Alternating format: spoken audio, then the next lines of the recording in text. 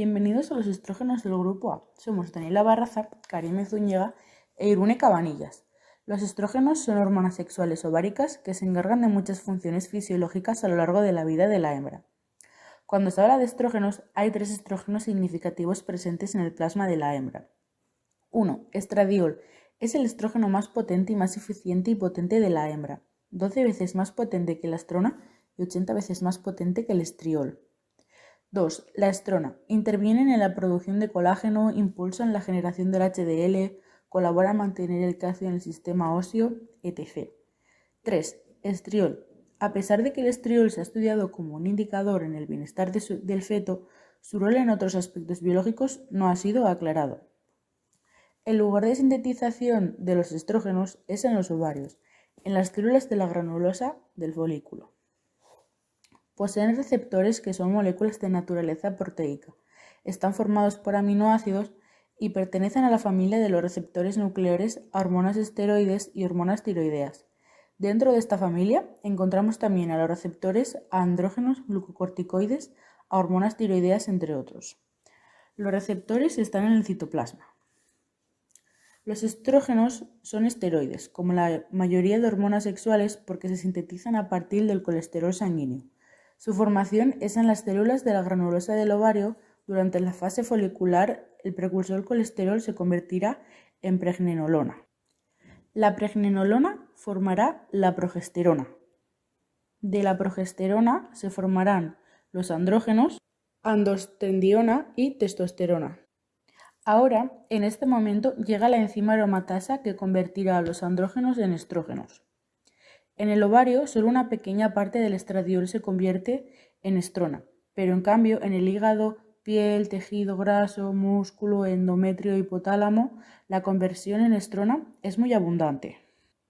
Y en esta imagen se puede ver mucho mejor el resumen de la explicación anterior. ¿El estrógeno es una hormona femenina o masculina? Es habitual relacionar los estrógenos con el sexo femenino, puesto que se trata de una hormona básicamente femenina. Pero también se pueden presentar en los machos. Esto sucede por la conversión de la testosterona y androstenediona en estrógeno, una función producida por la enzima aromatasa. Esta enzima se encuentra especialmente en tejido adiposo, por lo tanto, entre más sobrepeso, mayor probabilidad de un exceso de estrógenos. Por lo general, los machos tienen pocos estrógenos. Su exceso podría predisponerles a ser menos fértiles por la disminución de la producción de espermatozoides. Ambos sexos pueden sufrir neoplasia por exceso de estrógenos, como el cáncer de mama. Algunas funciones de los estrógenos son alcanzar la madurez sexual, donde se llevan a cabo diferentes cambios anatómicos como el desarrollo de las gónadas femeninas y el desarrollo mamario. Estimular la conducta sexual o el celo actuando sobre el sistema nervioso central del animal. Mantenimiento del tejido óseo. Estimulación y proliferación epitelial de vasos sanguíneos. Dilatación y remodelación pélvica preparto. Acción sobre otros órganos del aparato reproductivo como lo son el útero, la vagina y la vulva. Terapia estrogénica con propósitos anticonceptivos. Los estrógenos se emplean rutinariamente en casos de cruza no deseada en algunas especies para impedir o interrumpir la preñez, debido a su capacidad para retrasar el transporte del ovocito por el oviducto. Juegan un papel importante en la regulación de la respuesta inmune ante infecciones, pues regulan la capacidad de epitelios para responder a ataques de patógenos. Además, un aumento de producción de estrógenos pueden estar relacionados con la diuresis, ya que influyen en la producción de orina de varias maneras.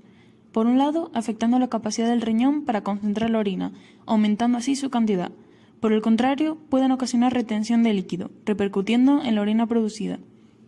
Los estrógenos tienen un efecto de retroalimentación positiva sobre el hipotálamo, produciendo la liberación de GnRH que a su vez inducirá la liberación de FSH y LH en la hipófisis anterior.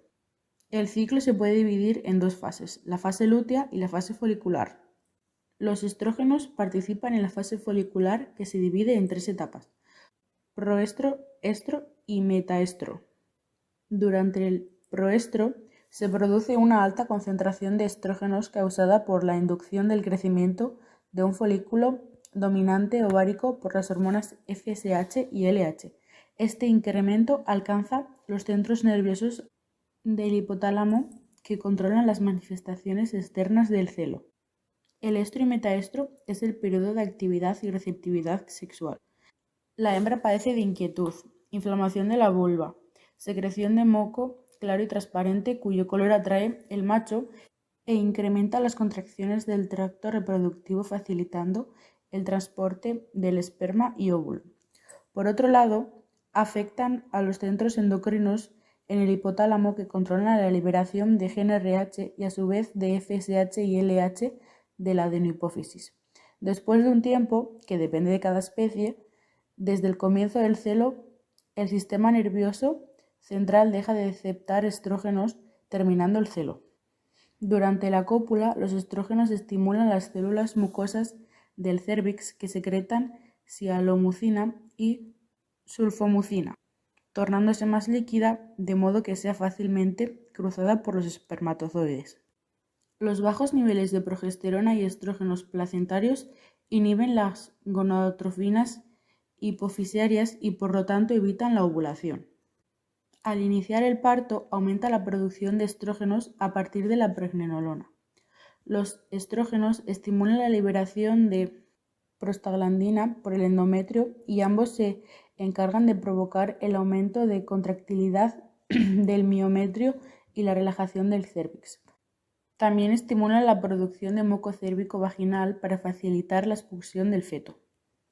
Ahora continuaremos con las interacciones. Inhibidores. Los inhibidores de aromatasa, como son estos que veis en pantalla, reducen los niveles de estrógeno, porque al inhibir la aromatasa impiden que transforme otras hormonas en estrógeno. La duración del efecto de los inactivadores depende de la velocidad con la que la enzima se recupera a través de su síntesis. Excitadores. En la fase folicular, la FSH estimula la secreción de estradiol tras la interacción con sus receptores de la granulosa.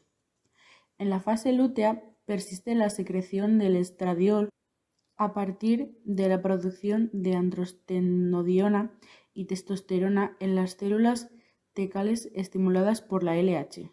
Los andrógenos difunden a las células de la granulosa donde está la unión de la aromatasa con la testosterona y androstenediona. Como hemos dicho anteriormente, el estradiol procede de las gónadas y puede atravesar con facilidad la barrera hematoencefálica. Sin embargo, también puede ser sintetizado en el sistema nervioso central, por lo que es considerado un neuroesteroide. La síntesis se inicia a través de la membrana mitocondrial con el transporte del colesterol. Este proceso es mediado por la proteína STAR. Al final de este proceso enzimático da lugar a la testosterona, la cual puede ser transformada a estradiol por medio de aromatasas. Mecanismos reguladores de la síntesis de la prolactina y estrógenos. Estímulos como los ritmos circadianos, diferentes estados productivos, estímulos estroreceptivos o cambios en el medio interno del animal estimulan el hipotálamo, induciendo la liberación de factores liberadores de prolactina y factores inhibidores de prolactina, los cuales a su vez regulan la síntesis y liberación de prolactina al incidir sobre las células lactótrofas de la adenohipófisis. Circuito en verde. Por otra parte, la hormona GnRH es liberada por el hipocampo, incidiendo sobre la adenohipófisis e induciendo liberación de LH y FSH. Estas últimas hormonas, al actuar a nivel ovárico, aumentan la liberación de estrógenos al torrente sanguíneo, los cuales a su vez incrementan la síntesis de prolactina. Y ahora tenemos otro tipo de ejemplo como la gestación y el ciclo estral. La progesterona en la gestación y el estrógeno secretados por el cuerpo lúteo o la placenta inician el crecimiento de los tejidos mamarios preparándonos para la lactancia. La retroalimentación negativa del estrógeno y la progesterona sobre el hipocampo y la adenohipófisis evitan la liberación de FSH y LH durante la gestación, inhibiendo la ovulación. El ciclo estral se compone de la fase folicular y la fase lútea. La fase folicular empieza con la FSH. La LH estimula la teca interna para sintetizar y secretar estrógenos. La FSH estimula la producción de una enzima que convierte los andrógenos en estrógenos en la granulosa ovárica, derivando en un incremento sustancial de los niveles de estrógenos a elevadas concentraciones de estrógenos. Los estrógenos activan el hipotálamo y la adenohipófisis para producir una oleada en la secreción de FSH y LH, un ejemplo de retroalimentación positiva. Esta FSH acelera la maduración de los folículos en desarrollo de manera que un folículo completará la maduración y bajo la influencia de la LH irrumpe sobre la superficie del ovario liberando el óvulo. Durante la fase lútea, que empieza con la ovulación, la secreción del estrógeno disminuye y la LH transforma el folículo roto en un tejido endocrino temporal, el cuerpo lúteo. Este secretará estrógenos y progesterona que ejercen retroalimentación negativa sobre la liberación GnRH por el hipotálamo, llevando a una disminución de la secreción de FSH y LH. Y aquí una pequeña diferenciación. Como las personas a veces confunden la progesterona con los estrógenos, hemos decidido hablar de su principal diferencia. Los estrógenos son hormonas sexuales ováricas que se encargan de muchas funciones a lo largo de la vida, tanto sexual como propia de la hembra. En cambio, la progesterona es una hormona sexual ovárica que pertenece a los gestágenos y destaca por ser la hormona responsable en preparar el útero para la gestación y las mamas para la lactancia. Muchas gracias por su atención.